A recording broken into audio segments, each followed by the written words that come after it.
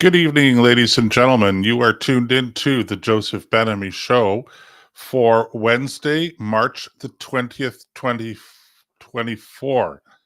Every week I stumble over that date, and I don't know what it is because some of us, I guess, have a bit of a verbal tick. Some of us have like different kinds of ticks, but there is such a thing as a verbal tick. Some people stutter. I don't. I just stumble over the date every single week. In any event, I'm your host, Joseph Benamy. Thank you so much for joining in. And we have a lot of ground to cover as always. There's nothing new or different about that every week.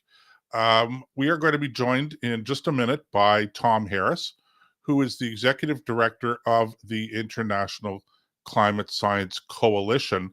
And the interesting thing about Tom is that not only does he have an intense interest in the science and the whole argument about a climate emergency, the alleged climate emergency, but also some very interesting insights and thought about how the whole climate scare interacts with the what I would call war, the assault on Western values and on Western civilization. So we're going to be joined by Tom in just a minute. I see he's just over there in the green room, getting up and stretching around. And once he settles back down in his chair, I'll bring him in. For those of you who are interested in participating in the show live, just a quick reminder that you can do that very easily. All you have to do is call. The number to call is toll free anywhere in North America, 855 391 3661. The number again, toll free anywhere in North America, 855 361. Sorry, 391 3661. Good thing it's on the bottom of the screen. Anyway, let's bring our friend Tom Harris into the show. Can you hear me, Tom? Can you hear me? Okay, I can't hear you though.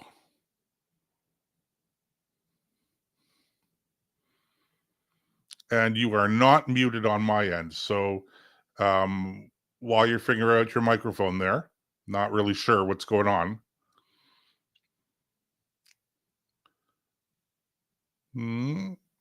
No, gosh, technology, right? Uh, okay, well, listen, your picture's good. I see you gesticulating there. The only thing we're missing is you talking.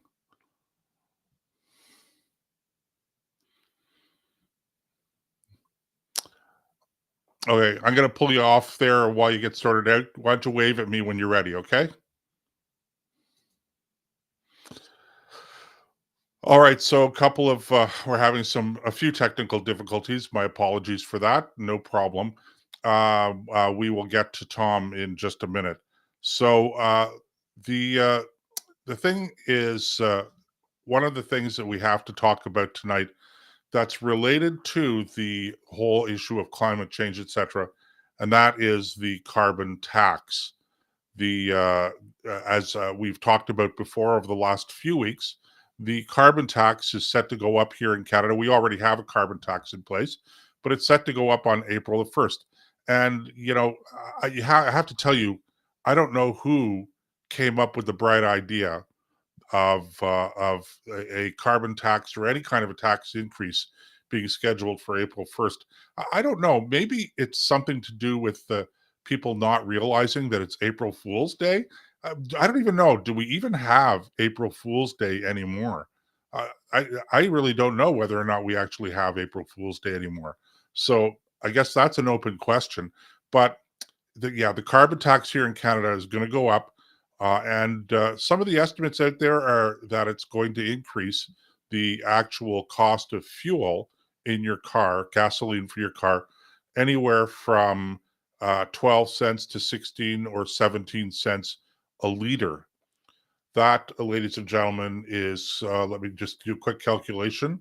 1560. That's somewhere in the order of 55 to 60 cents a gallon for our American listeners. That would be American gallons, not imperial gallons. Just playing around with my earpiece there. Yeah, so that's it's a serious problem, ladies and gentlemen, and the odd thing actually is, and if you're not used to dealing with true believers, and I'm used to dealing with true believers on all sides of the political spectrum and everywhere in between, people get this fixation with pushing through with whatever their ideological bent is, and before you know it, um, uh, they've gone down a utilitarian but very highly impractical route, but they're not willing to give it up because they're so deeply embedded in it, so deeply invested in. Now, I see my friend Tom there is back in the green room, and so I'm just going to bring him in, and hopefully we've got the audio sorted out. Okay, Yeah. I can see you. Can you hear me Oh, now? there we go. I can hear you too, Tom. Okay. Yeah, through my cell phone, it had the microphone with a line through it, but it wouldn't let me reconnect. So I'm just using my computer. Oh, it's fine. The sound is good. So, Tom, thanks very much for joining in.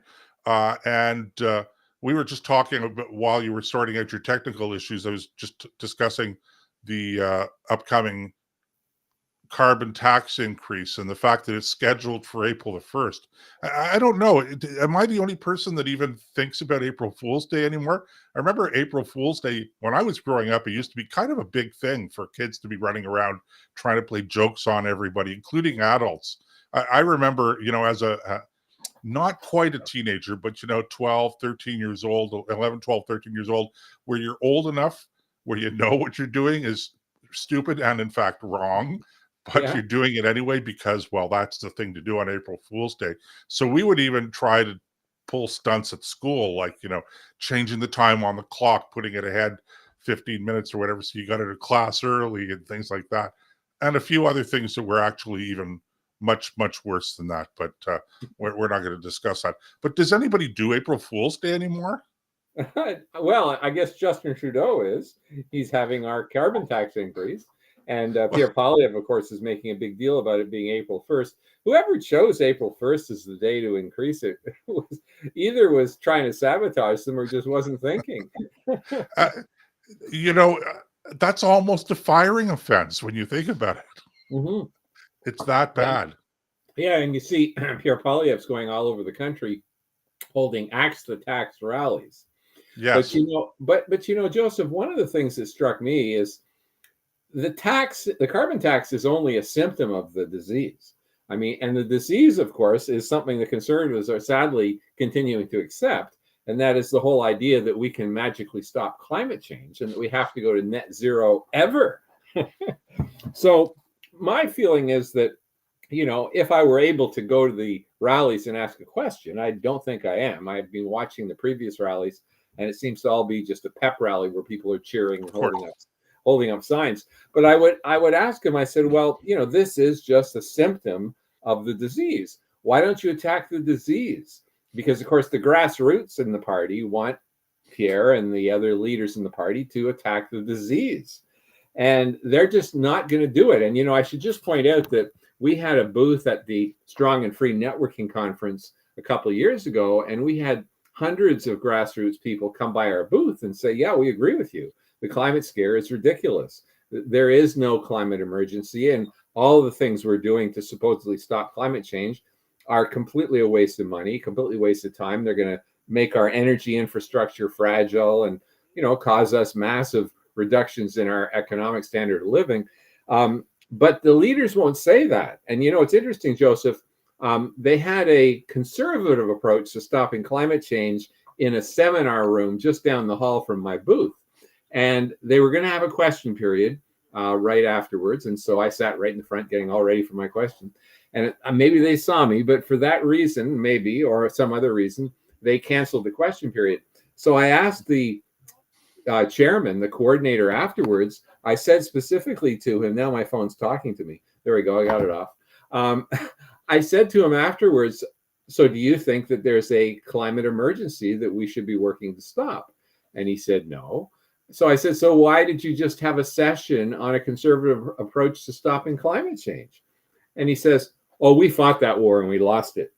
And I said to him, no, you never fought that war. You had a couple of battles. That's about it. Like Preston Manning gave probably the best speech ever on the topic in the House of Commons in 1997.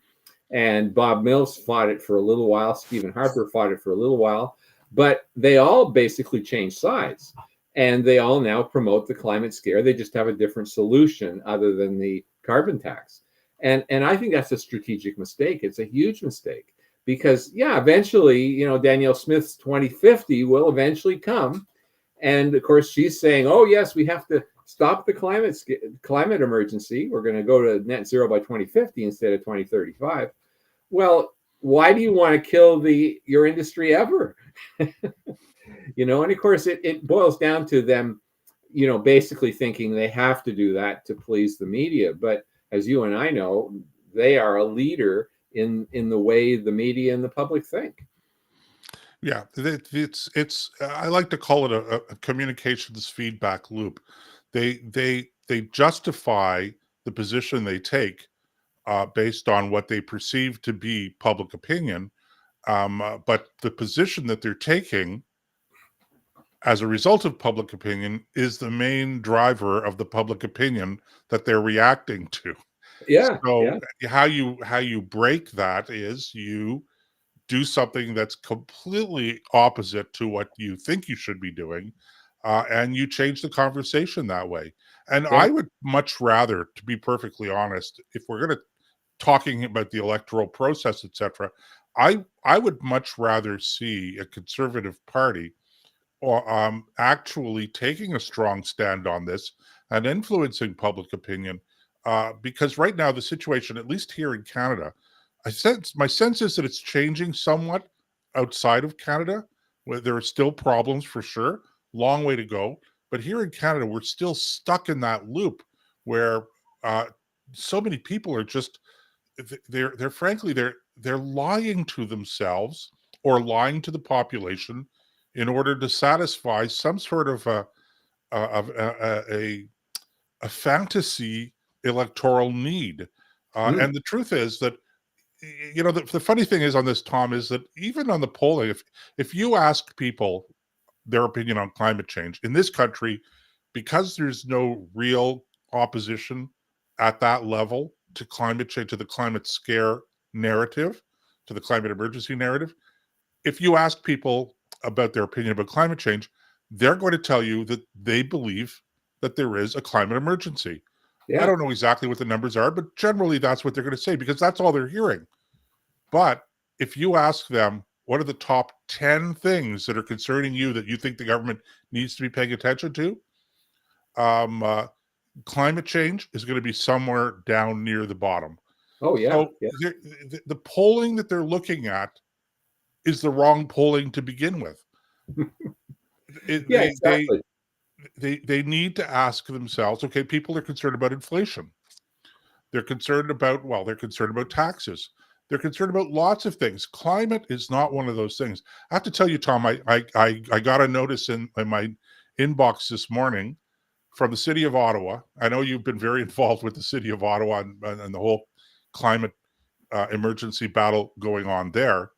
But I got a message in my inbox from the climate change, whatever the Yeah, committee or group is, task force dealing with it. And of course, now they're talking about their measures they have to deal with to increase climate resiliency, which is, you know, probably not a bad thing, but I think it's just a communications thing. I don't think they're serious about it.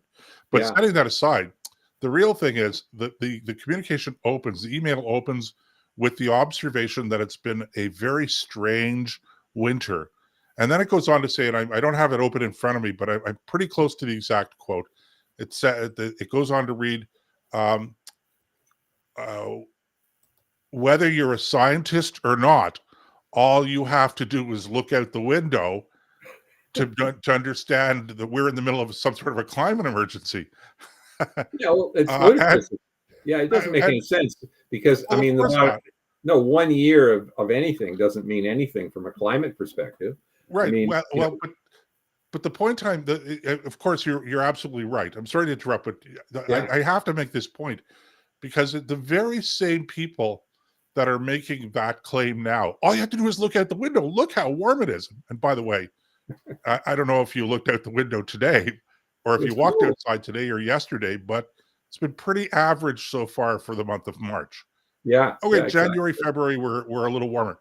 But the same people that are saying all you have to do is look out your window. Look, we just had this warm winter. They're the same people that were saying that you couldn't take the fact that we had an unusually cool summer, particularly the month of August, where we actually set in this part of the country a record for the lowest high temperature for the month of August.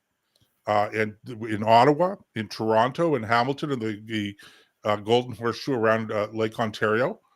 So we were told, quite rightly, that you can't use that as an example of, you see, we're not in the middle of a global warming emergency. Yeah. And they were right to say that. But the very same people that made that claim back in the summertime, when we had record low temperatures, low average temperatures, okay, come back and they say, well, all you have to do is look out your window. And it's funny, you don't have to be a scientist to know, okay? Until you challenge the science, and then you have to be a scientist. Well, I have the email actually right here from the city. It So says, you, okay. it says, last year, Ottawa experienced an ice storm, wildfire smoke, a tornado, and torrential rain. Following that, we've just had one of the warmest winters on records. To help us prepare for our already changing climate, blah, blah, blah, blah, blah. So I mean, these things are just technically wrong. They're strategically wrong. Everything's wrong about it. And one of the things that I find crazy in the Ottawa City resiliency plan, and of course, it's good to be resilient to whatever nature's going to throw at us next, but they only focus, from a temperature perspective, they only focus on warming. They don't say anything about the potential for cooling. And of course, as a northern latitude, high latitude city, it's much more dangerous if it cools than if it warms. I mean, 20 times more people die across the world due to cold events than due to warm events. And that's a statistic right out of the Lancet, which is a leading medical journal, where they did a survey including millions of people across dozens of countries. And so you have Ottawa, one of the coldest capital cities in the world, only planning for warming. And when I testified before the city, they have these delegations, once a month that you can go and testify. I said, that's like planning for a camping trip in an area that has black flies and mosquitoes. Sorry, black flies and black bears. That's right. And you only plan for the black flies. You only plan for the black flies. And I said to them, I said, yeah, black flies can be really a nuisance, but black bears can kill you, And the same thing with, if it's too hot in Ottawa, it's not going to kill anybody unless they're very fragile, in which case we should protect them. But if it's minus 30 and you have no heat, it can kill everybody. So Yeah. the city sadly are planning for the least dangerous of the two possibilities and trying to scare the hell out of us to build wind turbines, taller than the Peace Tower. Like, the whole thing is ludicrous. But just back to the Pierre Poilievre thing with the Conservative Party, I have a theory, and maybe you can tell me if this makes sense. You sort of say, well, why on earth does the Conservative Party promote the climate scare, which goes against their interests? Who's advising them to do that? Well, from what I understand, when the old Progressive Conservative Party of Canada under Kim Campbell, when they eventually merged with the Canadian Alliance, the Reform Party they were called at that time, and they became the Canadian Alliance, which eventually became the new Canadian Conservative Party. It was assumed that the people in the back room, who were mostly red Tories, would be overwhelmed because there was only two progressive conservative MPs, and there was like 25 or something Reform Party MPs. But that's not what happened. What happened is the backroom people, the strategy people, and the communications people, they basically took over the party and they turned it back into another progressive conservative party, which is essentially what they have now. And so what I've been hearing from inside the party, and my observations when I worked for the old Canadian Alliance, is that it's the backroom red Tories that are pushing them into these crazy policies, concerning climate. because Brad Truss, for example, was one of the few MPs, one of the few conservative members who actually had training in the field. I mean, he is a geologist, and he knew the climate scare was bunk. And yet he was told, by the Central Party brass to shut up and not say anything about it at all. So you've got these red Tory people in the background who I suspect are looking forward to careers in the PR and communication sector, which is mostly left-leaning. They are directing the party against the wishes of the grassroots. And I don't know, is that a theory that you think might be part of the reason why they continue to push this loony policy? Well, I think it's part of the reason. I don't think it's necessarily the whole reason. And I'm pretty tough on the party leadership and any leadership, not just the party leadership, but any political leadership um, uh, that complain about the pressure that they have been put under, forcing them to take a particular stand. Nobody forces anybody except at the point of a gun, and we aren't at the point of a gun here. Let's be real about it. There's absolutely no reason why you have to go along with something that you don't agree with, that is wrong.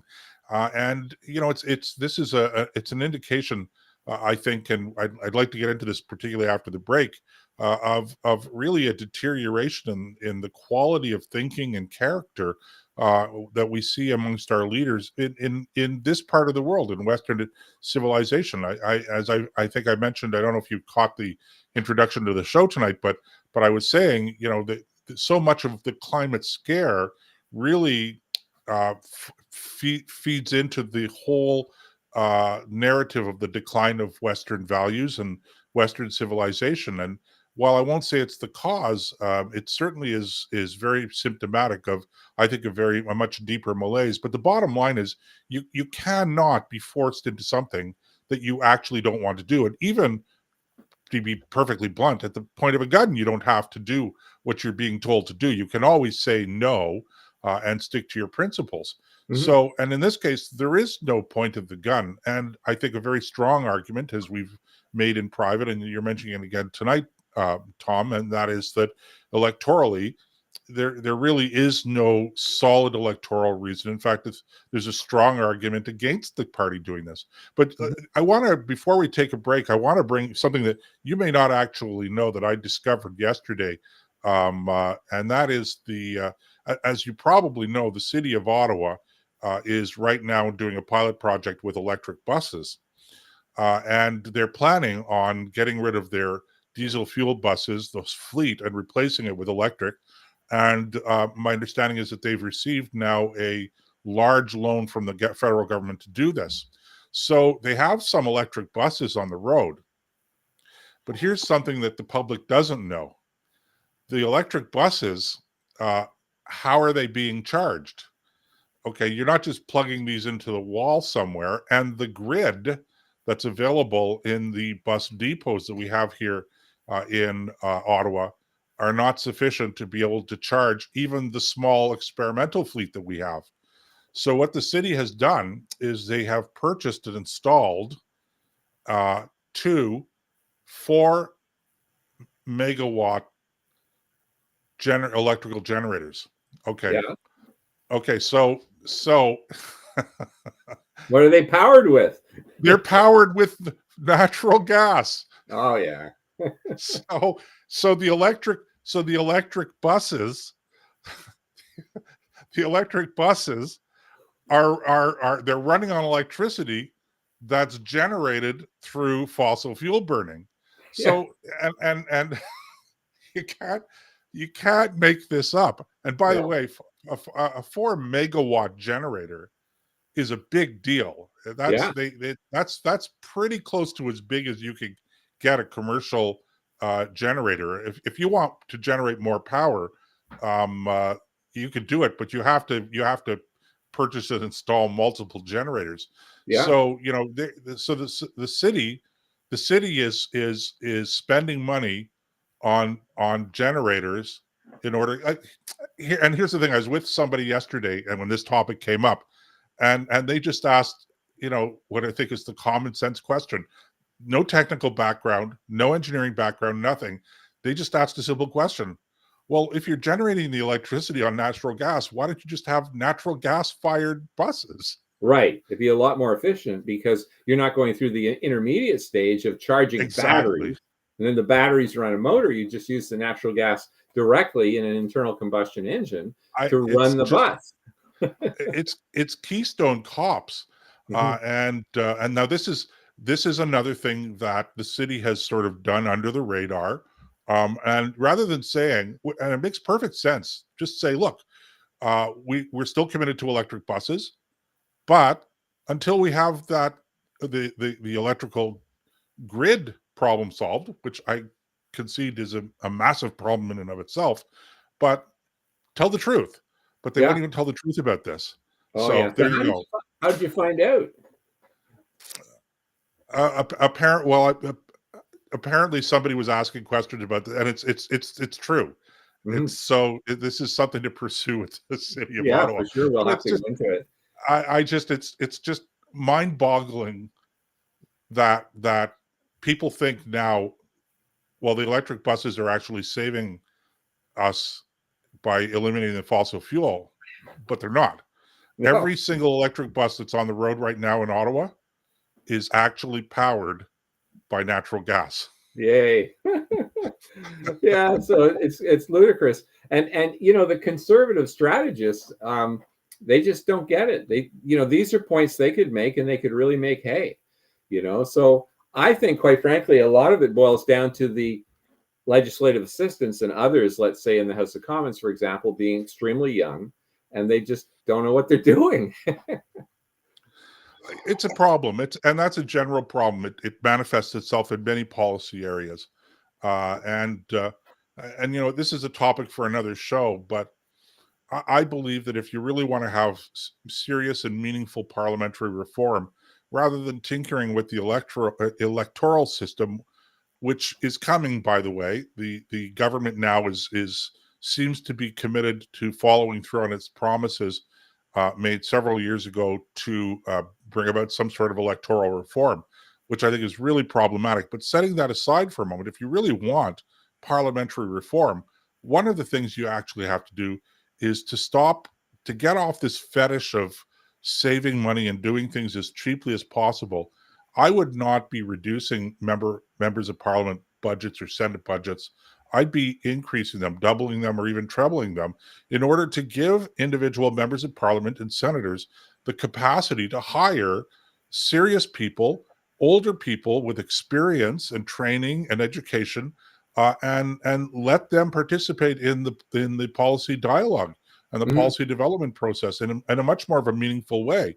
You cannot.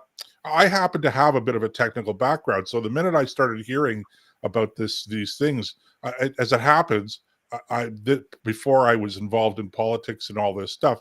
After I left the Navy, I spent a few years doing exactly this, and that was power generation. This was Oh, the yeah. area that we specialized in. So the minute I heard about generators, I immediately got on my smartphone and I was checking out the latest with the Caterpillar natural gas fired electrical generators, of which I had been involved 20 some years ago in Wow. installing in various industrial applications. So I kind of knew right away, but I'm 60 some years old, okay? And I have that background, but these guys come out of university, and I don't mean to denigrate them, but the reality is you come out of university, you have no work experience, and the degree that you have typically is political science, which Mhm. doesn't equip you to do anything in the political field, to be perfectly frank. Yeah, So yeah. it's a serious problem. Yeah, I'll just We're tell going to you, take a when I worked in the House of Commons as a legislative assistant in 2001, it's quite a few years ago, my salary was $40,000. It's pathetic. It was great experience and it really helped me in the long run. But you can't stay in a job like that for most people. Uh, once you get past a certain age. I mean, some of the LAs I imagine are earning quite a bit more, but I mean, I was apparently quite average at that salary. Tom, we're going to go for a quick break. We're going to be back in a couple of minutes here on the Joseph Benamy Show, ladies and gentlemen. Stick around, more to come.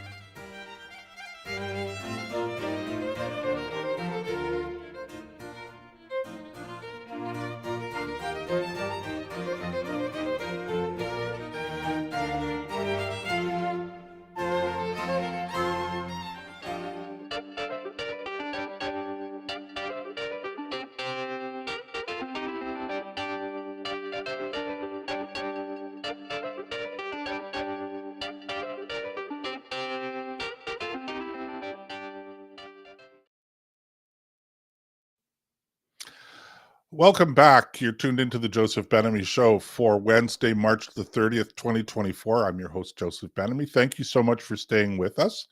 And we have been talking about the climate scare, climate extremism, climate emergency, or the lack thereof, and all things around that and some of the politics of it. But we're going to bring our guest back in now. Tom Harris, who's the executive director of the International Climate Science Coalition. And Tom, I want to talk a little bit, and I know you've done quite a bit of thinking about this, and some of your columns have touched on this, and some of the shows that you've done with America Out. Is it America Out Loud when you're doing your weekly podcast? Is that the platform? Yeah. AmericaOutloud.com. Okay, and that is the whole question of sort of the deterioration of our, I'm going to call it our civilization, Western civilization. That sounds probably more grandiose than I intended to, but I can't think of another term to use right now. And how the whole climate emergency narrative not only is feeding into it, but is kind of symptomatic of what's going on. And there are a lot of lessons that you can learn about the general trends in our society by sort of picking apart the arguments around the climate change, etc. But I know you've done a lot of thinking and research into this and writing and talking about it. So I'm trying to. I'd like to get a little bit more of your ideas of what exactly is going on here. Yeah, for sure. About a year ago, I read a book called Cynical Theories by Helen Pluckrose and James Lindsay. And it was a really interesting book. They had the word critical in the title, Critical Theories. They had it crossed out, and they put in the word cynical instead. Now, Helen Pluckrose is a very left-wing writer. She's from England. And James Lindsay is more right-wing. But regardless, what they showed is that when Hitler took over in Germany, there was a school of thinking called the Frankfurt School, which basically, they were essentially communists. And of course, Hitler was going to kill them all. So they left and they came to Columbia University. And they brought with them this whole idea of critical theory and, I'm just trying to think of what the term is. Postmodernism. That's right. That's the term, postmodernism. And postmodernism is the basis of the woke ideology that puts feelings and race and gender identity as primary things when you consider the point of view of somebody. In other words, if you're an engineer, you're a white male engineer, white male straight engineer like me, then your point of view is not as valued as a person who gives the same point of view who has some sort of minority status. And they were also pushing the idea that feelings mattered more than actual facts, and that the foundations of the Enlightenment were wrong. Okay, the foundations of the Enlightenment were the whole idea of separating church and state, and in particular, they wanted to have evidence-based decision making. Now, according to the woke postmodernists, evidence-based decision making originates in ancient Greece, and this is a white male-dominated philosophy. But if you think about it, the Chinese were building their wall, and the Indians were building the Taj Mahal, obviously using solid engineering techniques. So, I mean, it's not even a white idea at all. But this has taken over, and postmodernism, according to James Lindsay and Helen Pluckrose, which is the foundation of the woke movement, they call it the greatest threat since the fall of communism in Europe. And I agree with them, because it will pull us away from the things that are the fundamentals of the Enlightenment. Okay, respect for the individual. They want collectivism to be the controlling feature in society. They want to have, you know, as I say, racial identity and minority status as major factors in determining whether you're right on things that should be evidence-based. They actually are against evidence-based decision making because they think of it as a white colonial mindset. So, I mean, this is a very dangerous philosophy, and if you take it to its extremes, they believe it will destroy our society. And what replaces our society when it's destroyed? Well, that's right. They keep talking about break it all down. Okay, it's like anarchy. I mean, that's the opposite of totalitarianism. It's not democracy, as you've pointed out. The opposite of democracy, the opposite of totalitarianism is anarchy. And that would be just simply a return to law of the jungle, you know, like in Somalia, where you have warlords that basically rule the country and they have no central government. So, I mean, that's the direction they're taking us, you know, and it will destroy our society, quite frankly. And of course, once you have anarchy or incipient anarchy, that's when the field is clear for the strong man, okay, to arise to take control of the situation. You know, it's an interesting topic. I was talking to somebody about this the other day, actually, and I was explaining to them that when you talk about real freedom isn't an absence of law. Real freedom is where you yourself rule over yourself internally, and you refrain from doing things that are wrong simply because they're wrong. So in that respect, the law actually reflects what your values are to begin with as a society rather than dictating.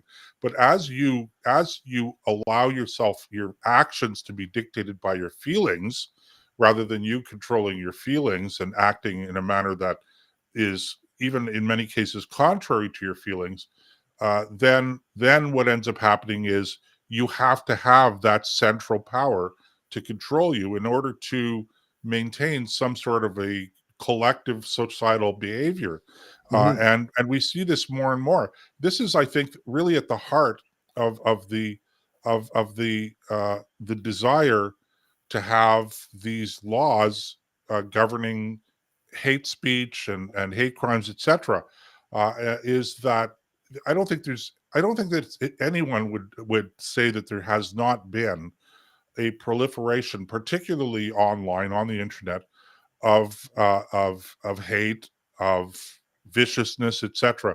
So I think that there's really is a problem that needs to be addressed, but the problem really exists because we've lost our capacity to govern over ourselves. And in the absence of that self-government, then there has to be something out there to reestablish some sort of order. So it's a question really of locus of control, not how much control. It's Hmm. where that control emanates from. And of course, that is exactly that. And I'm not suggesting for a moment that we're on the verge of becoming a fascist state, or totalitarian state. But those are the criteria. That's the environment within which these kinds of governments arise. It's not there are instances where you have small groups of people engaged in a revolutionary activity in order to impose their particular viewpoint on the rest of society. But far more dangerous is a society that is lurching toward anarchy, and then reaches out and says, "This is what we want. We need that strong government. We need these laws. We need more police powers, because if we don't, heaven help us, society's going to fall apart. There's going to be anarchy, looting, etc., etc." So it's really, when people oppose, for instance, Bill 63, C63 here in Canada, which I am adamantly opposed to. Okay, but it's not enough to oppose it. You have to understand the conditions that have given a rise to the government feeling that it's necessary to have this kind of law. Hmm. And I know, I'm a religious person, so the first thing I'm going to say is even though I'm Jewish and I don't go to church, the first thing I'm going to say is that I think that a great deal of the responsibility here lies with the church writ large, for abandoning what really is its position in society as the moral authority, separate from the state. And unless there's a reinvigoration of, I think, the churches, but I think that that's only one part of it. I think that the family also, the traditional family, and all of these things, unless these things become, as I say, reinvigorated, reanimated, I don't know. I'm becoming increasingly pessimistic, Hmm. because again, I don't want us to have a bill 63 passing into law. I don't think we should have it, but we also have to find a way, a non-governmental way, non-police way of dealing with the issues that this bill purports to deal with. Hmm. Yeah, it's interesting because I grew up in the hippie era. I'm almost 71, so I'm a little older than you. And what we wanted to do is have freedom to do anything. We wanted to have as much free marital sex as we wanted. Everything was free. Free freedom. And it is weird because if you think about it, what's happened is it turns back on itself. It basically, you get too much freedom and then you end up with totalitarianism for the reasons that you're describing. And what it boils down to is if you don't have any core values in our society, then we're in big trouble. We're in really big trouble. And here's a theory. You go back to the first Trudeau, the whole pushing of multiculturalism. One of the things that we've never had in Canada is a proper debate about that. Because, I mean, our culture has certain values. Our culture, Judeo-Christian culture, Canada as it was, let's say 50 years ago, we had very basic characteristics of our culture, a respect for women, for example. And I have friends that are Muslim, but I have to admit that their standards are very different when it comes to certain things. And if you have multiculturalism, then you have to accept all of that. You have to accept everything. And one of my sisters worked for Status of Women Canada, and I asked her once. I said, which takes precedence in the government? Is it multiculturalism or feminism? And she said multiculturalism. So what you end up with then is hard-fought rights on the part of women to be treated as equals, threatened by multiculturalism. But if multiculturalism takes precedence, and if you point out, hey, these different groups that come from certain parts of the world don't respect women as equal, we don't want that in our country, you're called racist. But it's not racism at all. It has nothing to do with race. It might be culturalism. But at that point, I would say, yes, I'm a culturalist. I think that certain aspects of Western civilization are superior to certain aspects of Middle Eastern civilization. And I don't want those cultures to impose that on us. And, so if you're going to have multiculturalism, accept literally anything coming in from anywhere, you have no core values. And it's interesting because I remember on TV Ontario, there was a debate between one of the top people and the Sikh community. And I have some friends that are Sikh, so I'm not against Sikhs, but they wanted the right to carry ceremonial daggers on the subway. And, you're not supposed to be carrying weapons because while they're ceremonial, they also could be used as a weapon. And one of the Sikhs said to the TV Ontario person, well, we're bringing our culture here and it doesn't violate with you because there is no Canadian culture. And I thought, what? Of course there is a Canadian culture. It's a very distinct Canadian culture and it goes back hundreds of years. And if we're just going to reject it and say there's no Canadian culture, then we can accept everything. That's no good. but that's kind of where we are right now. We're sort of on the edge now of being able to say that we don't really have a culture. And I take the whole trans identity movement, okay? And I like to say this is almost the end game for liberalism. If you consider liberalism to be the idea, as I do, that the law, rather than the law shaping character and therefore being the source of our freedom, okay, the liberal idea of the law is that it restricts freedom, and that we live in a liberal democracy, okay. And I'm speaking here truly philosophically. I'm not speaking just sort of esoteric idea of being free.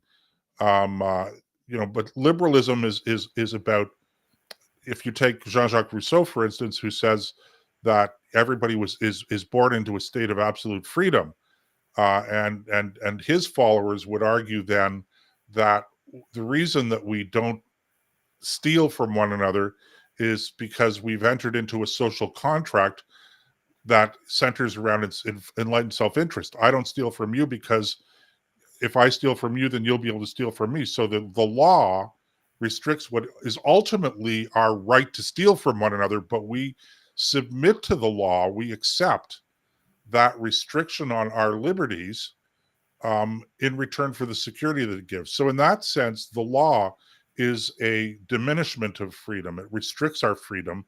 But as I said, we accept it because of enlightened self-interest. That's essentially what the social contract is. The conservative view is quite the opposite. We consider liberty to be an internal thing. That is to say, we govern over ourselves, and the reason that we don't steal is because we're able to say it's wrong in principle, okay, and therefore it really doesn't matter what the law says. The law may say it's legal, but we still don't do it because it's wrong. Even if we want to do it, we rule over ourselves. Mm-hmm. All right. So the problem here with liberalism is that 200 years ago it worked fine because it was applied in a society where there was a moral consensus, and so nobody ever thought about the things. But you were mentioning growing up as in sort of a hippie society, okay? That was really when we crossed the Rubicon, so to speak, where all of a sudden the things that were wrong, people were starting to question these things and asking what is the very essential and fair liberal question. If I don't consent to being governed by this law, then what validity does it have over me?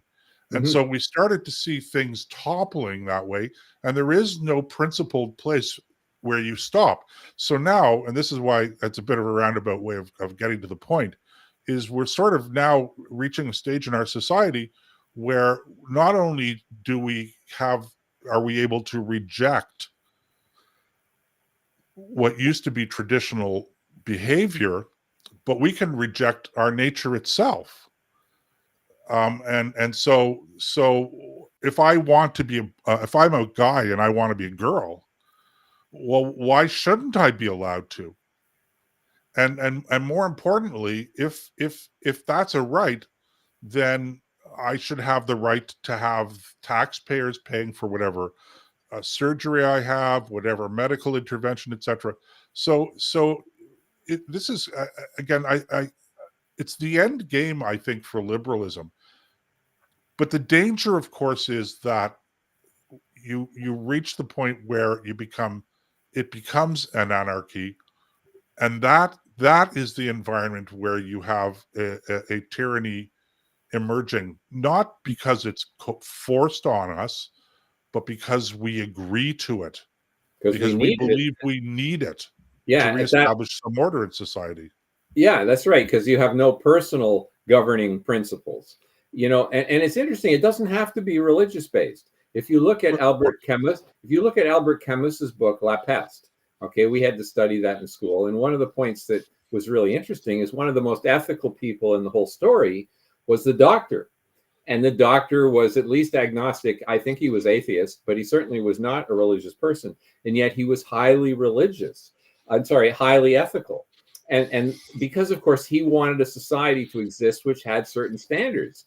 And so he was promoting that. So, I mean, even for people who are not Christian or Judaist or Right. Jew, they actually benefit as well. And they can be ethical and moral and support the same principles as well.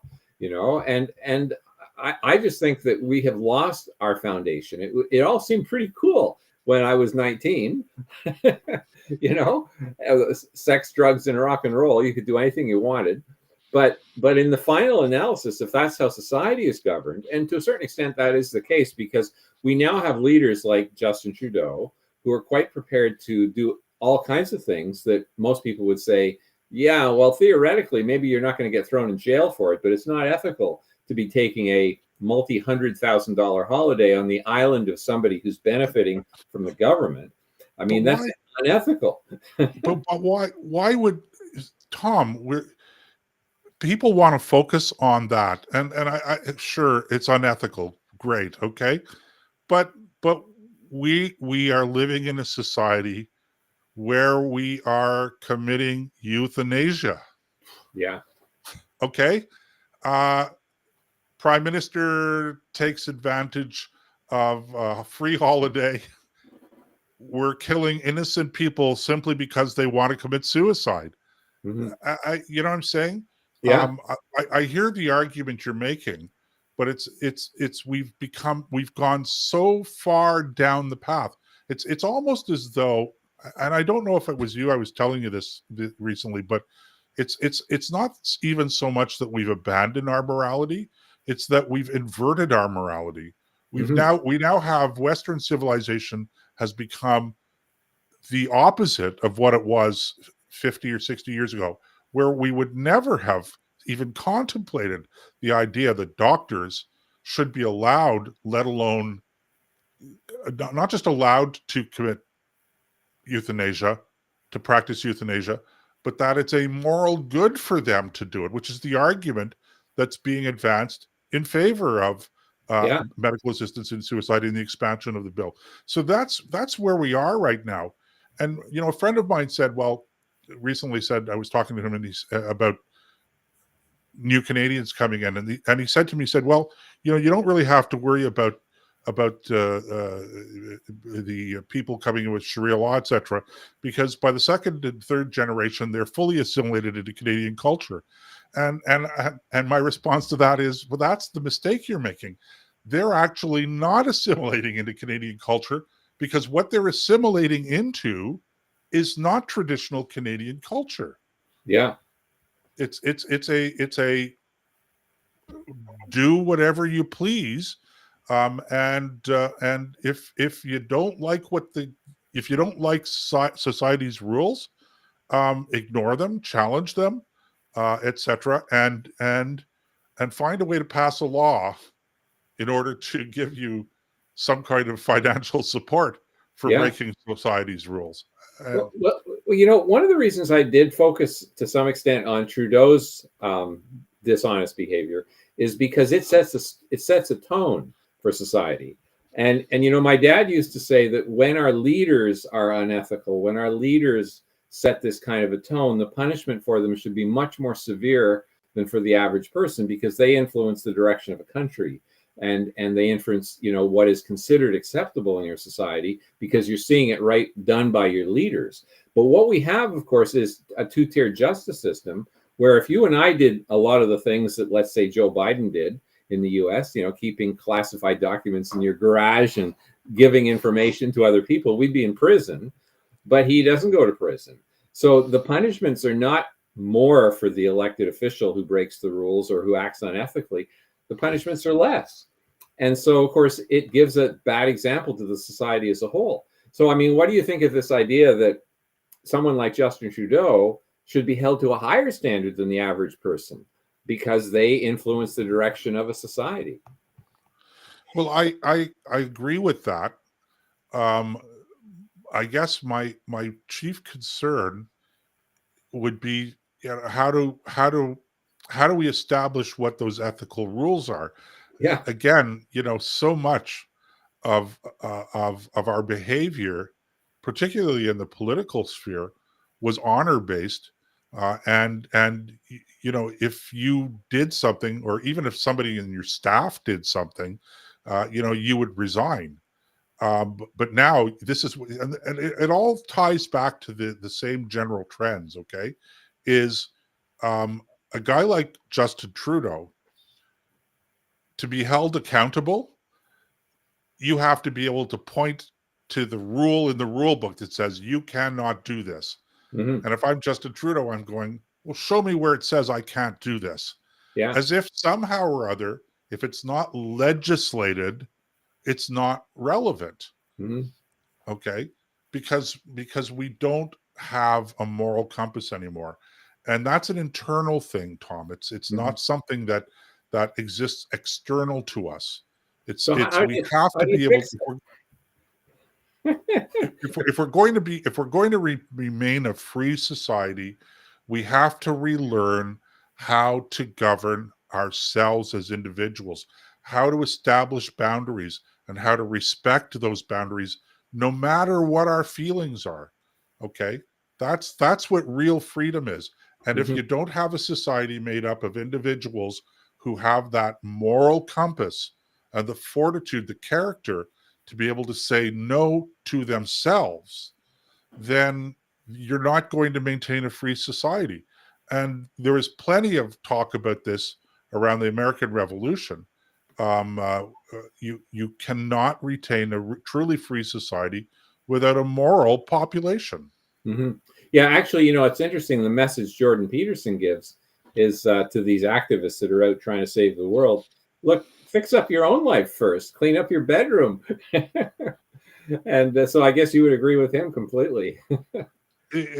Absolutely, absolutely. And if as my father always used to say, okay, if everybody cleans up the stuff in their own backyard, we would have a world full of clean backyards. Yeah, at the very least. Okay. Yeah. Tom, I appreciate you. I don't suppose I can convince you to stay over for another Yeah. session, but Well, maybe for another, let's say it till 9:30. okay. So we're going to take a quick break then. Okay. So stay with us, ladies and gentlemen. We'll be back in a couple of minutes here on the Joseph Banamy Show.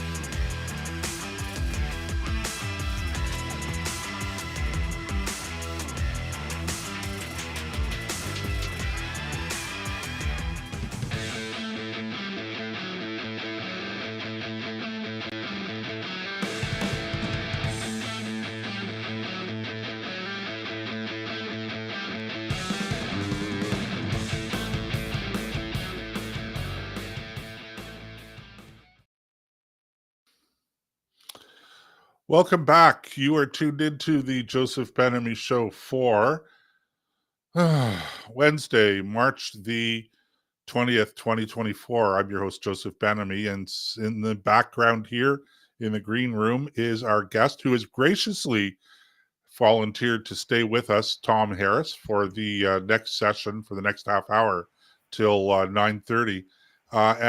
Tom, I was thinking when I thought March the 20th, as you probably know, March the 23rd this year at 8 p.m.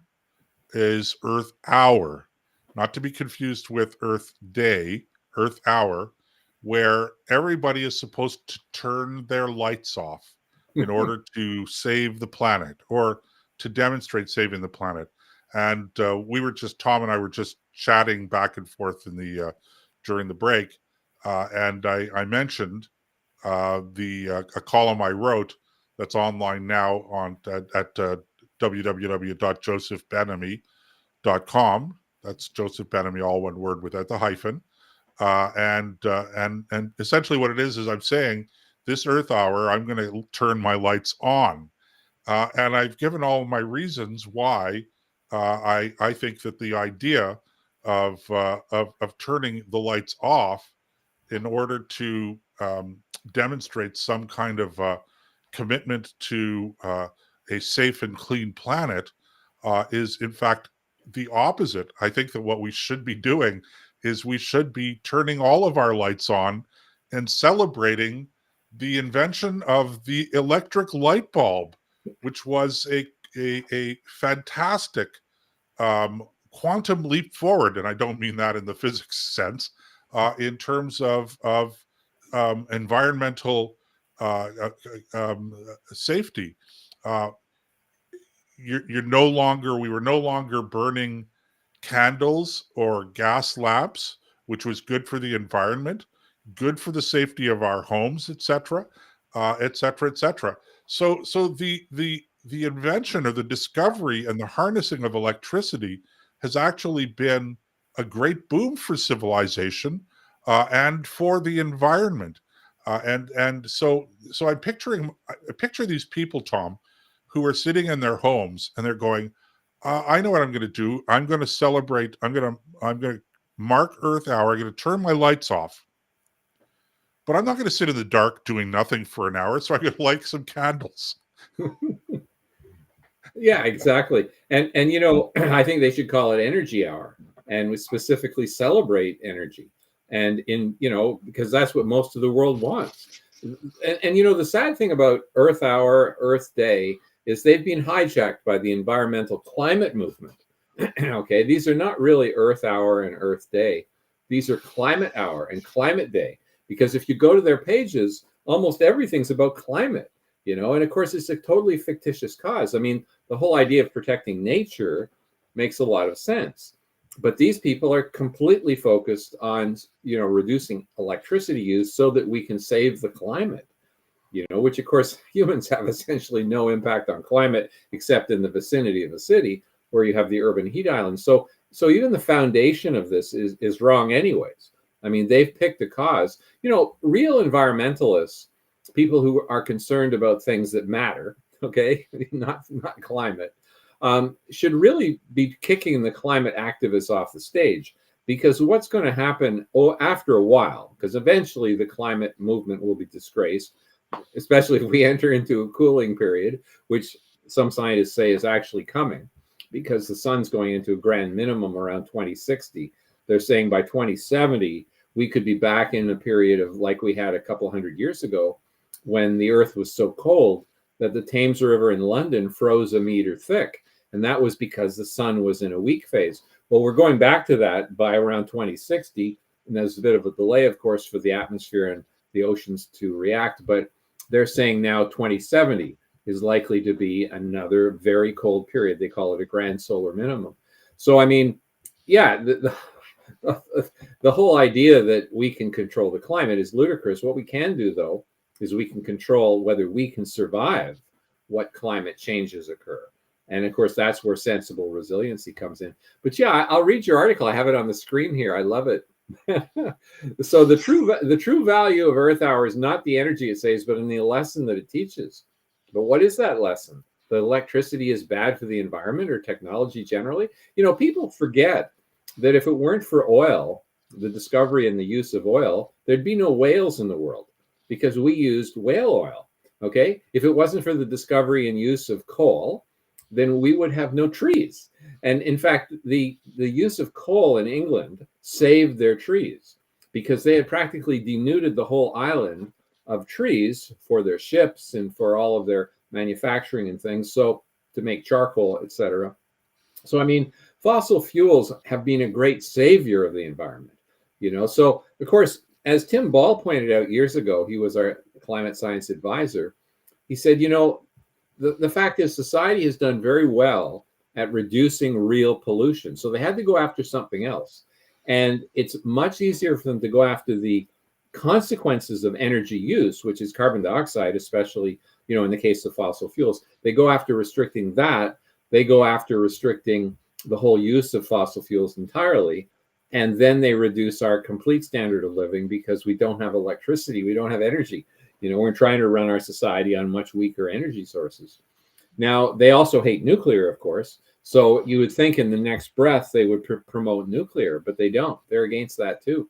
In fact, they are banana. Banana, what that stands for? Build. No, It's like NIMBY, not in my backyard, but it's worse than that. It's build absolutely nothing anywhere near anyone.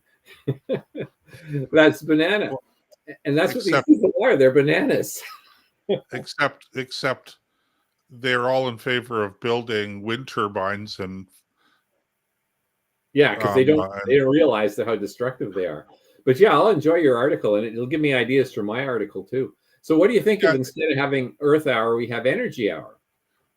yeah. Well, listen, I actually like the term Earth Hour. The point is that if you want to commemorate something that is good for the earth, good for the environment, good for the people who live on the planet Earth, then rather than denigrating electricity, which is the underlying message of turning your lights off, I say turn your lights on, Turn on everything. because and celebrate this miracle of modern technology that we've lost sight. We have lost sight, Tom, of just how positive, how profound the impact has been over the last century of these advances in technology. None of which would be possible. I know you talk about fossil fuel, but none of these things would be possible without the discovery and the harnessing of electricity. Yeah, So what do people want? Do these guys really seriously think that electricity is bad for us? And I'm not sure how you square that circle when it comes to solar power and wind power, which are generating electricity anyway. All yeah, right, but you don't. And here's the thing, okay? Our we're when you turn off all the lights in the city of Toronto, okay, you're not saving in the generating capacity of the electricity because the electrical generation doesn't modulate on consumption really. When we talk about consumption and the government wanting to save on electrical consumption, that's not about generating electricity, that's about distributing the electricity. hmm We have an infrastructure problem, and so too much load on the grid risks brownouts and blackouts and the collapse of the grid. Okay, but yes, we do have a generating problem. But if you turn off all of your lights, that doesn't mean that the generating capacity goes down by 50% for an hour. It's always at maximum capacity. yeah, Okay.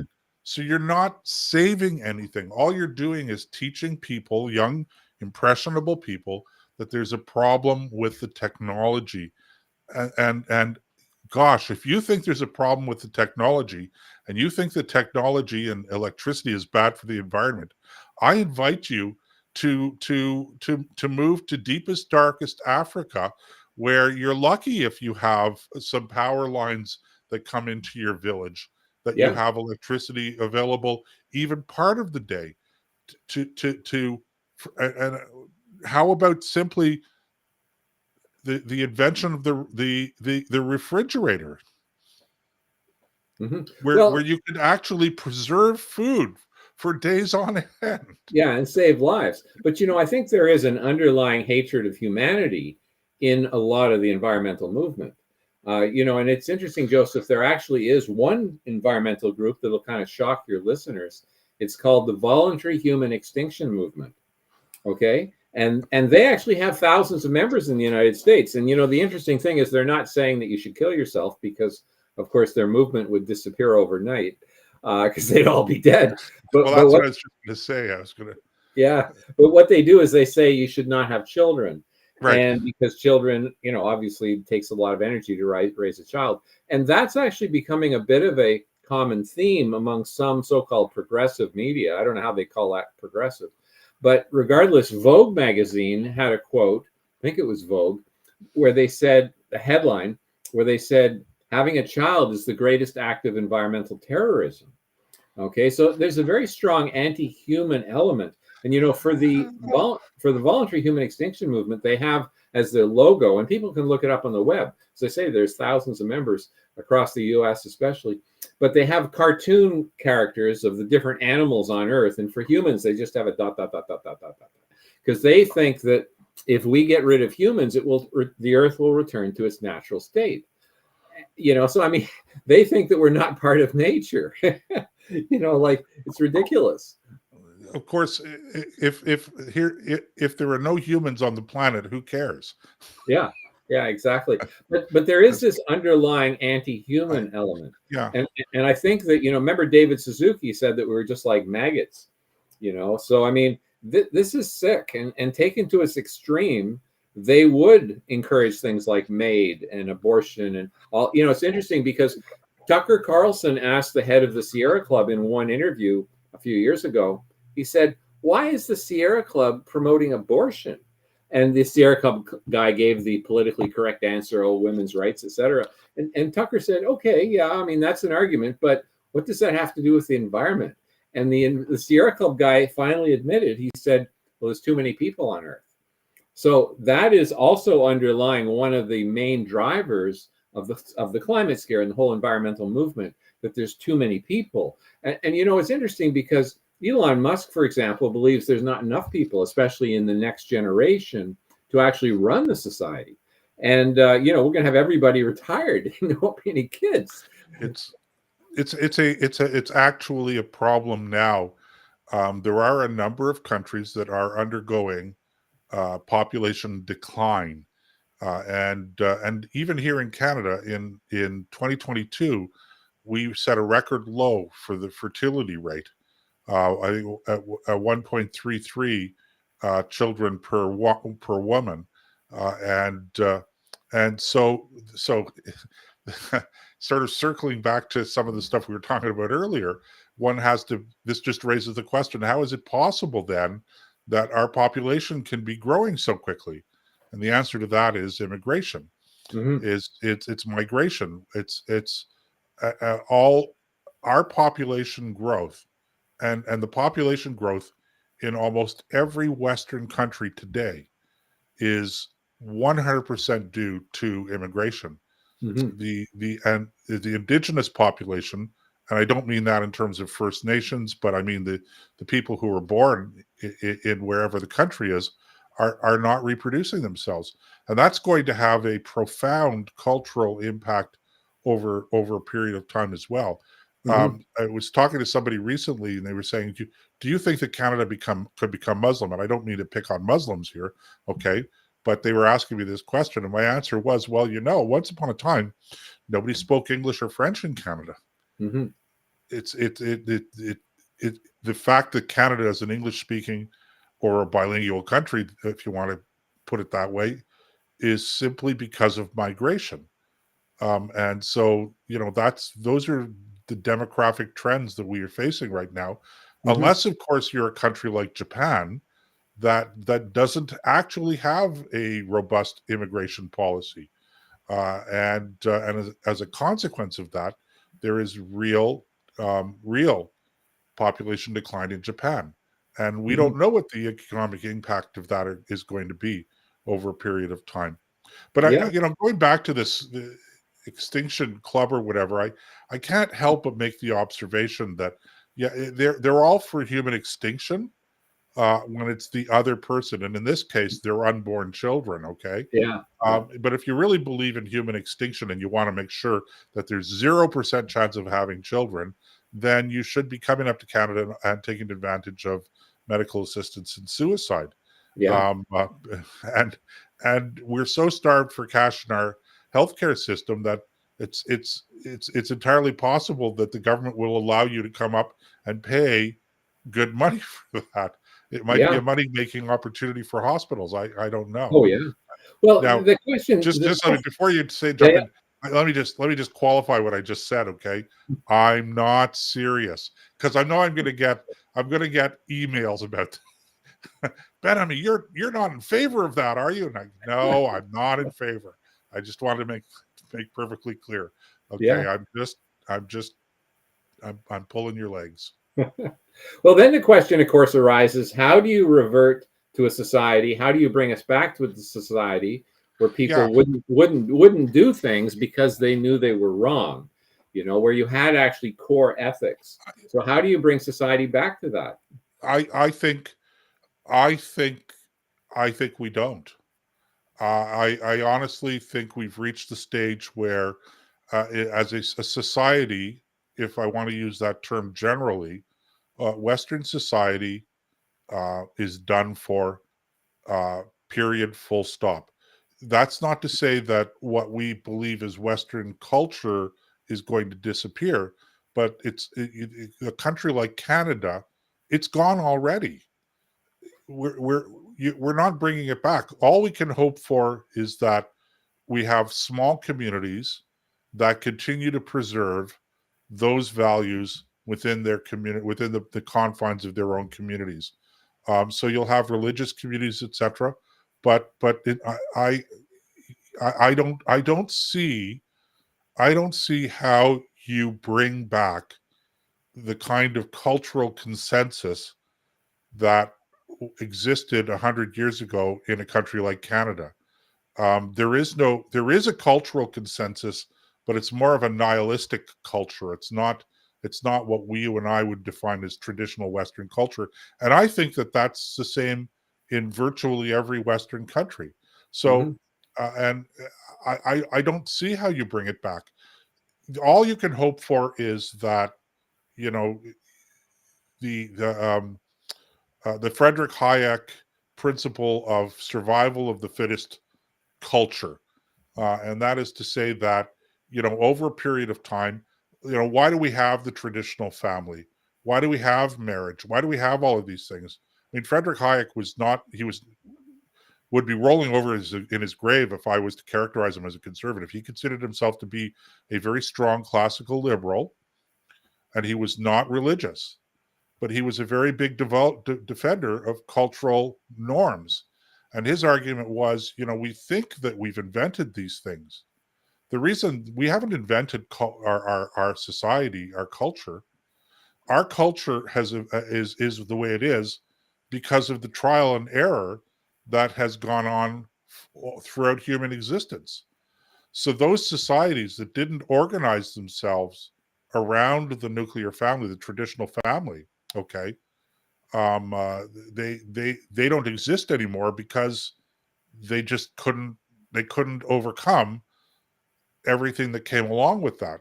Hmm. So Western society and the norms that we typically consider to be more or less religiously based. If you understand Frederick Hayek, he said no, these are not religiously based. These are the product of cultural evolution, Hmm. survival of the fittest. I don't think he used that term, but cultural evolution. Hmm. So who knows? In 2,000 years, we may see a replication of what was Western culture. So we go But through a period of complete upset, and then one particular mindset survives more than others in yeah, particular, and so it eventually tends to dominate. It's interesting because the breakdown of the nuclear family, they say, is one of the main causes of crime, and they're pointing out that the majority, I believe it was, of Black inmates in the United States in prisons had no father figure growing up. Right. Yeah. The Great Society of Lyndon Johnson destroyed the Black family in the United States. Wow, how did that Uh, happen? at welfare, Oh, because welfare, they primarily welfare. so they didn't And need a father. right, well, and just the abandonment of traditional behavior, and but welfare has been a very in our very sensible and realistic and responsible desire to care for people who have difficulty looking after themselves. um, uh, what we've done is we've created a society where we're actually paying people to not adhere to their family structure. Hmm. And we do that today here in Canada. Yeah, Um, uh, we you have single mothers. Okay, terrible for society to have children raised in homes without their biological parents. Okay, but we recognize that that situation exists. And so what we do is we tailor all of our policies to provide financial support and mechanisms and infrastructure in order to remove the natural pressure to adhere to those traditional societal standards. yeah, And it's, as Ronald Reagan once said, right? The nine most frightening words in the English language I'm from the government and I'm here to help. oh, yeah. So And then, help they have, but these are the unforeseen consequences, Tom. yeah. Well, it's interesting within the freedom movement in Ottawa. There's quite a number of different groups, and they have different strategies and different approaches. One of them I can think of in particular is just on the other side of the river. They assume that society is going to collapse, and so they train people in how to survive, how to can foods, how to survive in a winter when you have no natural gas, etc.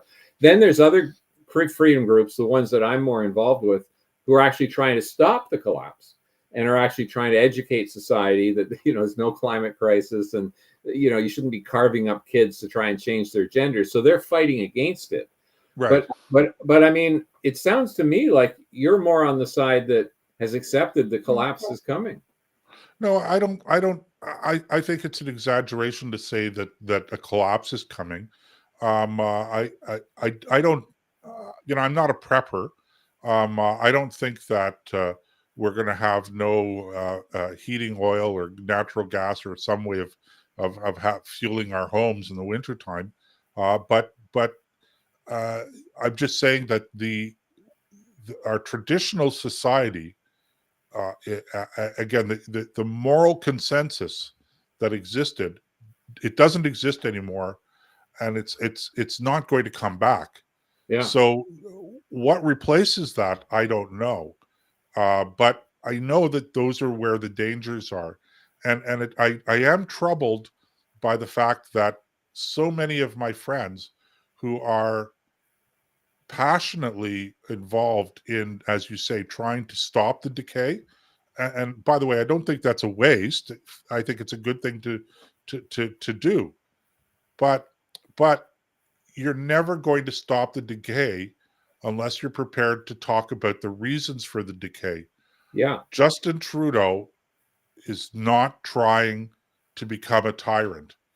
Justin Trudeau is a naive, um, unsophisticated person, the product of our culture today, hmm, who sees a real problem, and as the leader of the country, the political leader of the country, he believes that the best way to address these problems is through the legislative process and through better laws and more effective policing. And my answer to that is, if you have to have more laws and better policing in order to enforce a semblance of behavior on society, then you're in real trouble. And that, as I say, is the environment wherein totalitarian states emerge. Um, you know, the Nazis in Germany enjoyed a significant. They never won an outright majority in elections, but they were the largest party in 1933 after the latest elections in the Reichstag in the German parliament. They had proportional representation at that time, and which is one of the reasons why Hitler became the chancellor. Notwithstanding the fact that everybody knew there was going to be a problem, and they didn't want to bring the Nazis into the government coalition, um, uh, they felt that there was no way. But the question is, why were people voting for the Nazis? Okay, they weren't voting because Germany was an anti-Semitic country. In fact, as I've written about this and spoken about this before, Tom, is the anti-Semitism of the National Socialist Party in Germany was just as much a detriment to their gaining electoral success as it was um, uh, uh, a, a benefit. There were people, I'm sure, that were influenced by the anti Semitism. I'm sure there were people that voted for the Nazis because of their anti Semitism. But there had to have been a whole lot of Germans who liked what they stood for in law and order, who liked what they stood for in their economic program, but said, yeah, this Nazis, this Jewish stuff, it's just a bridge too far. I can't vote for them. Yeah. So we don't have the data to be able to say what effect the anti-Semitism had. But what we do know is that there was a lot of anarchy in Germany, a lot of insecurity, a breakdown in law and order, and to a very large extent, economic insecurity, and so people were voting for a political party and a leader that was going to reestablish a sense of order, a sense of calm, a sense of security. And they Hmm. could only do that through legislation and through coercion. And you know what they did. They Yeah, did. and then they made mistake of declaring war on the whole world. Of course, yeah, I mean, and that was always the kookiness of them. But and I don't want anybody to think I'm saying, well, if only they hadn't done this and this and this. They had real problems because they were totalitarian. Their answer was okay, to use the apparatus of the state. But this is why I'm saying that our approach to this stuff, if you want to prevent the emergence of a totalitarian state, if you want to address the issues that this legislation, the hate laws legislation in Canada wants to address, the way you do it is not to suppress freedom of speech and to suppress debate and to coerce behavior. The way that you do it is by encouraging greater freedom of speech and, Yeah, and protecting the right of people like you and I to say the government is wrong in doing this, and you know what? So are the anti-Semites out there. yeah, yeah. Okay, But what we're seeing in society, and especially social media, is the exact opposite. Yesterday, I put up a video on TikTok, for example, and I made the mistake in the caption of saying there is no climate emergency. My video was canceled. And what I realized is that they have algorithms that will take out anything controversial, that they don't agree right, with.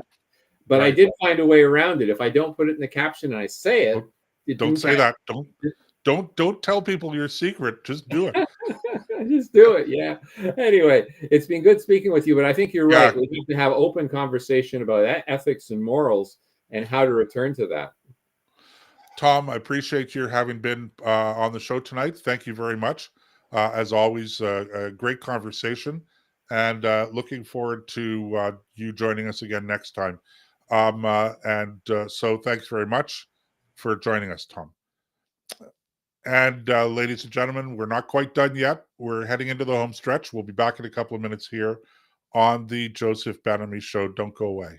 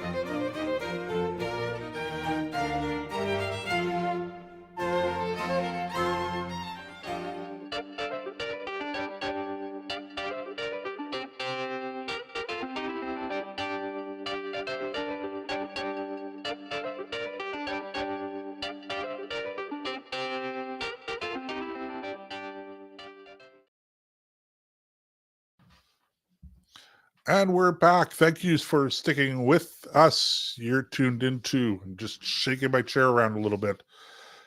You're tuned into the Joseph Benamy Show for Wednesday, March the 20th, 2023. I'm your host, Joseph Benamy. That was a great hour and a half with Tom Harris from the International Climate Science Coalition. That website, by the way, ladies and gentlemen, is www.icsc.com. And there is a Canadian branch of it. It's www.icsc-canada.com.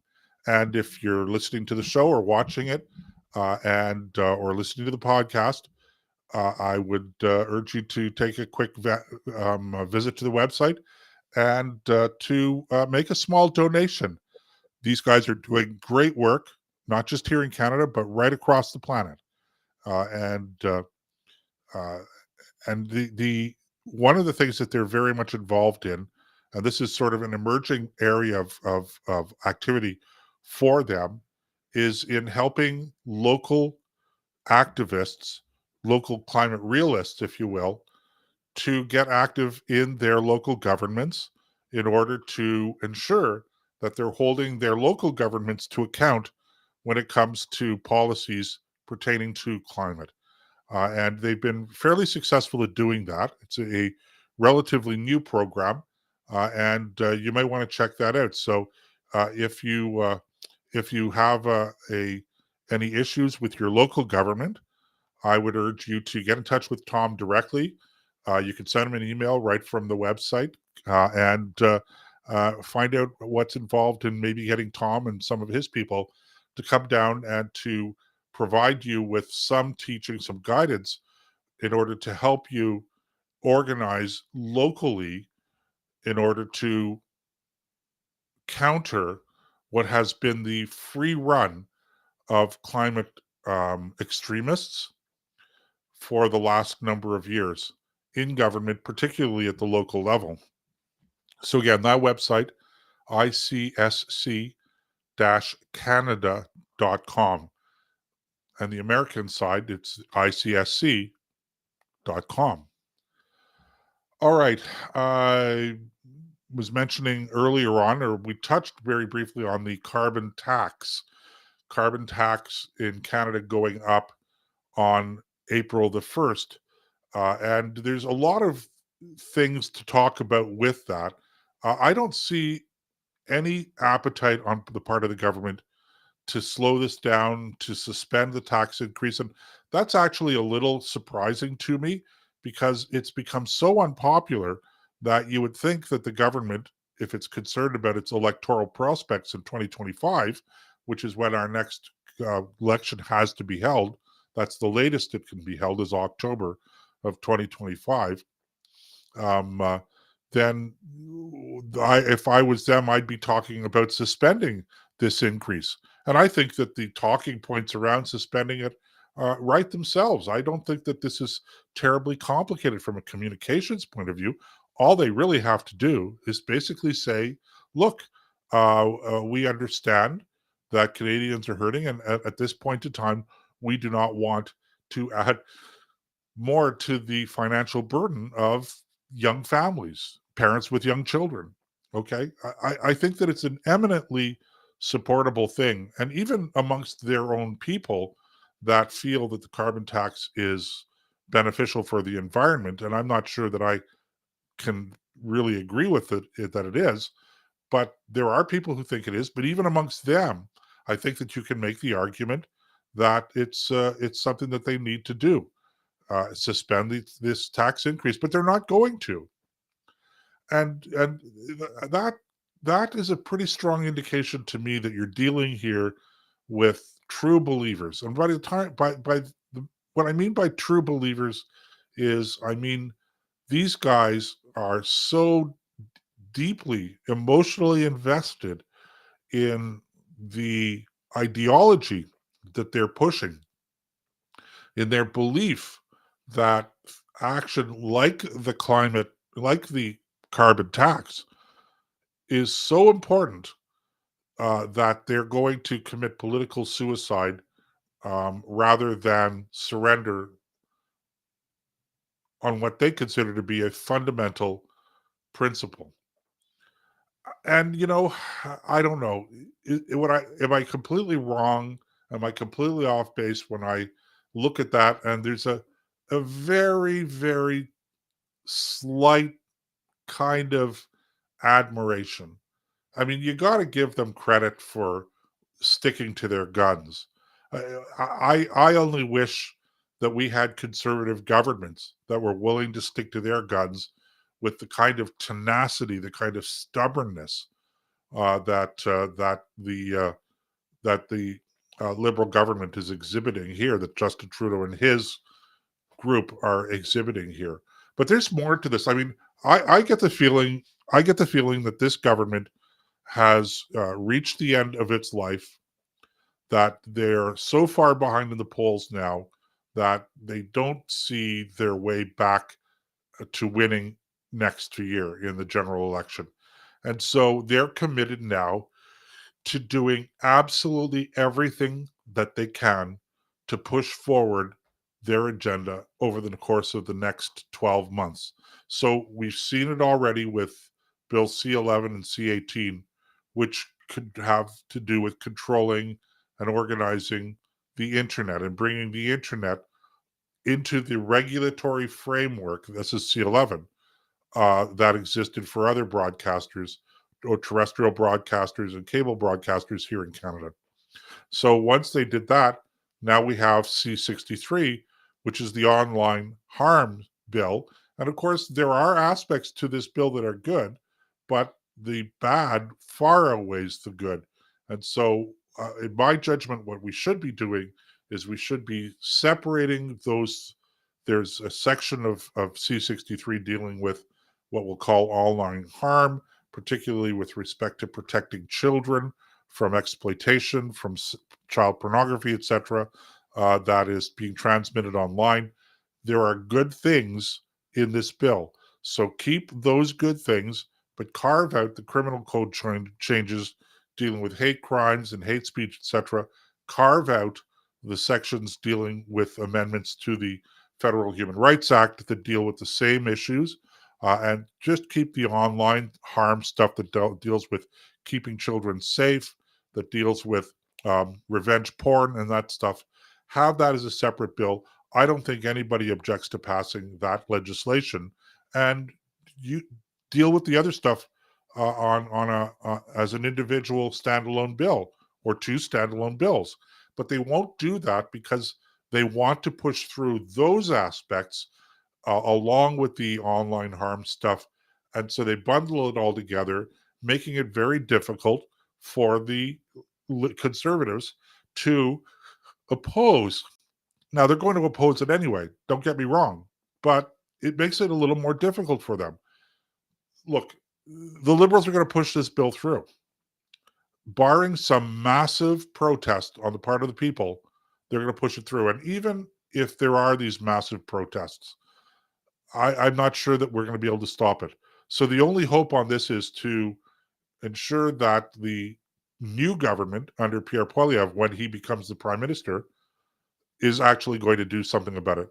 And I'm not a betting man, so I'm not going to say whether I bet he would do or not do. I'm just saying that, we live in a strange time where I don't think you could necessarily take.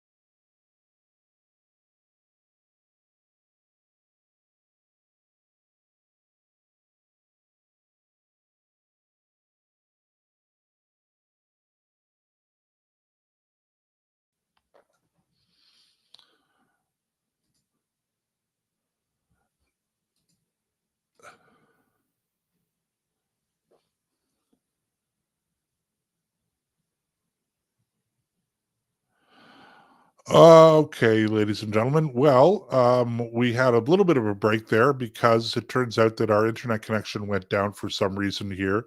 And so I'm not entirely sure what that reason was or why it happened, but we are now reconnected, it appears.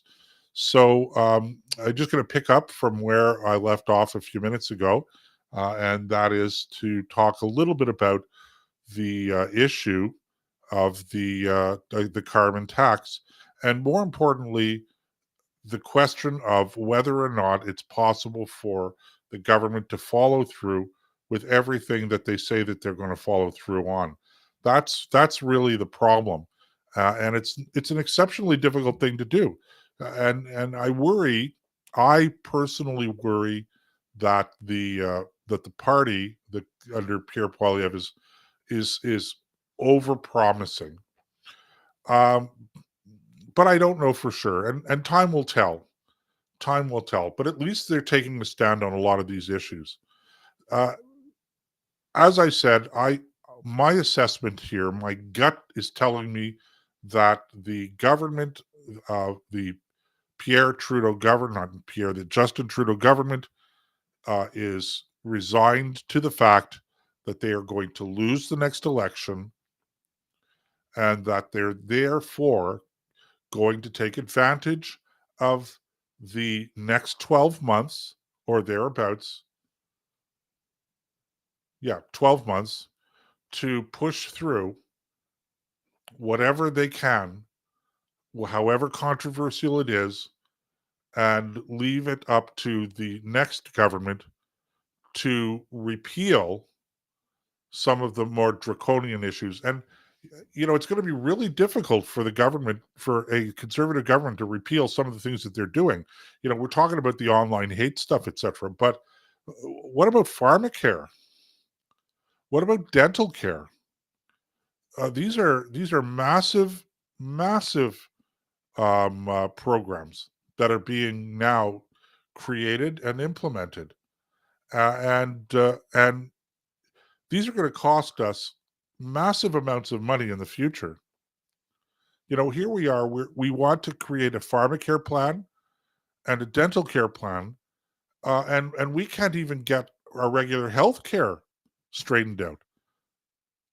But now we want to replicate our healthcare system in dental and in pharmaceuticals, in prescription drugs. It's bribing people, but it's bribing them with their own money. And what it does, and it creates an environment where people become dependent on the state, where people become dependent on the government. And that, of course, is the great danger.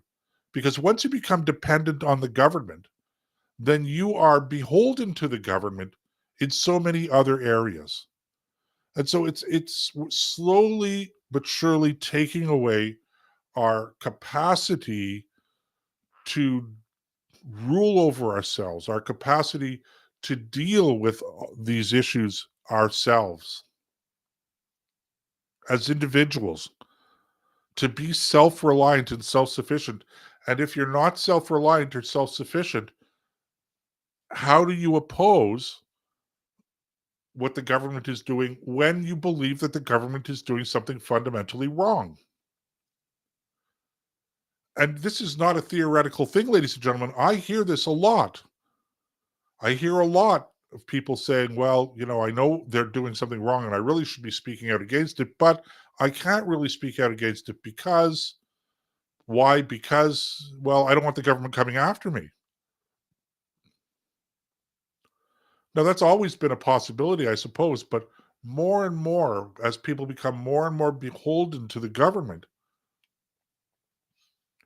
as they become more and more reliant, as they become less and less self-sufficient, that dynamic increases. The hold that the government has over you becomes so strong, so powerful, that you don't dare speak out against the policies that are being implemented. Now, maybe we're not there yet. And maybe the policies that the government is implementing now are not so bad as to provoke massive revolt.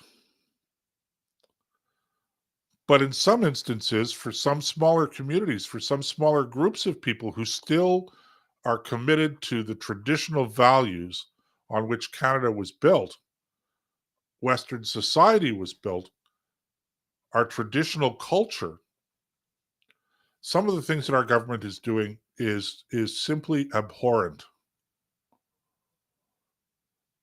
Euthanasia Tom and I were talking about euthanasia briefly in the last segment.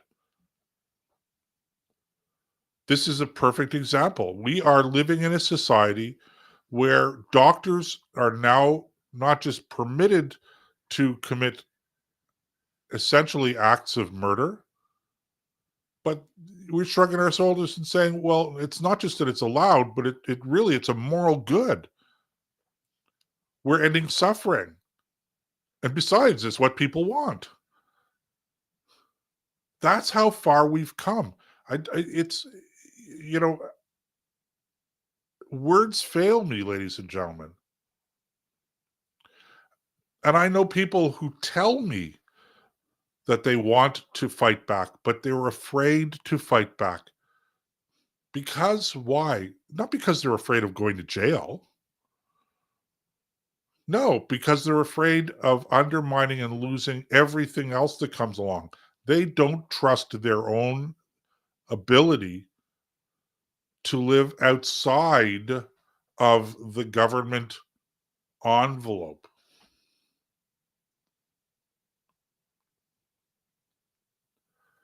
And so we've created a society of automatons.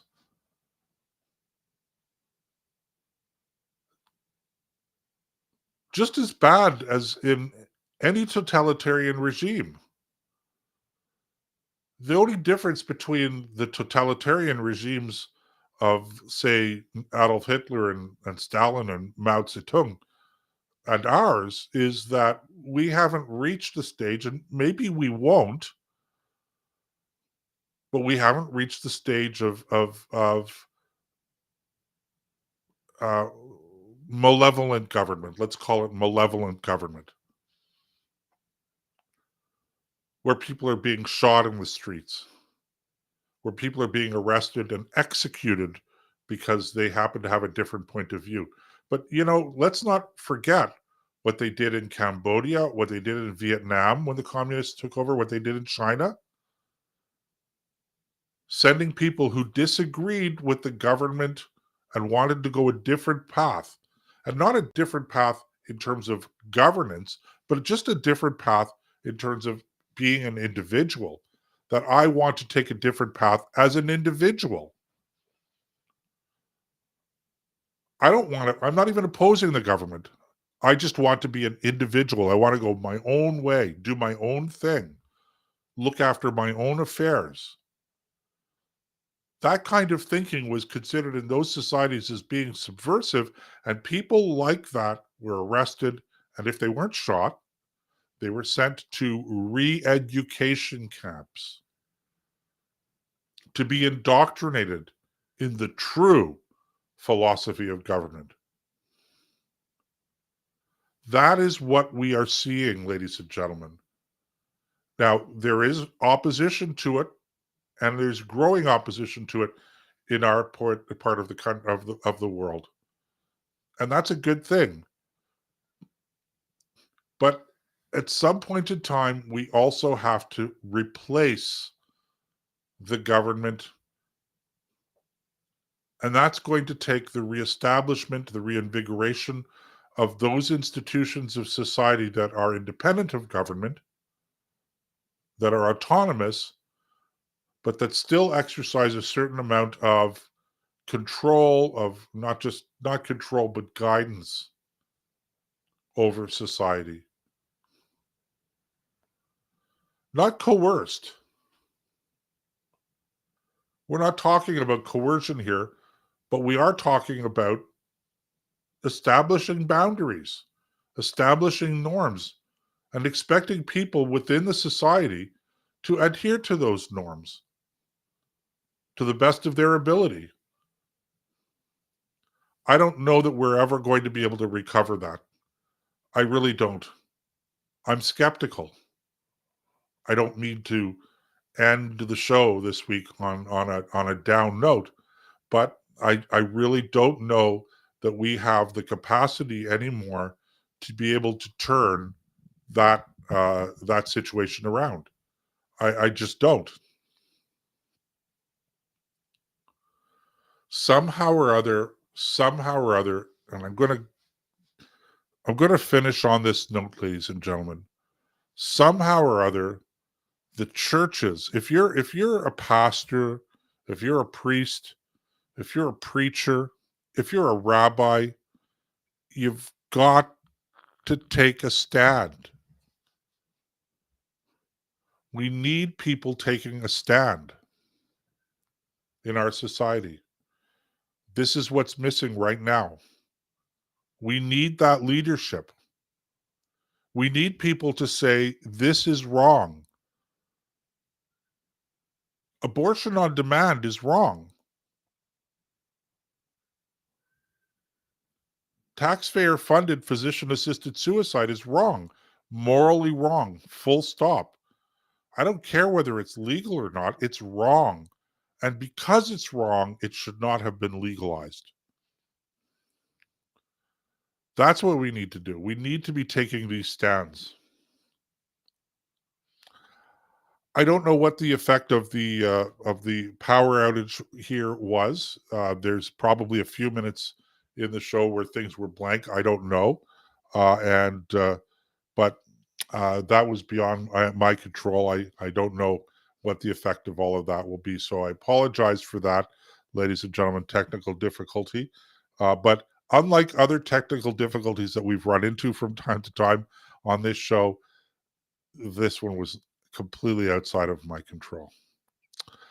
All right, we're coming to the end of the show this week, ladies and gentlemen. Thank you very much for tuning in. Check out the website, www.josephbenamy.com. That's Joseph Benamy, all one word without the hyphen. While you're there, you get to check all of my various columns, etc. And while you're there, check out the podcast archive. All of our past shows, you can listen to them on podcast. And we had to reinstall our website this week. Got hacked earlier in the week, but almost everything's up again. The only thing that's missing right now is our list of recommended books to read. That will be up again over the next few days. I invite you to check those out. If you want to send me a note, just use the contact page right there on the website. I do check my emails.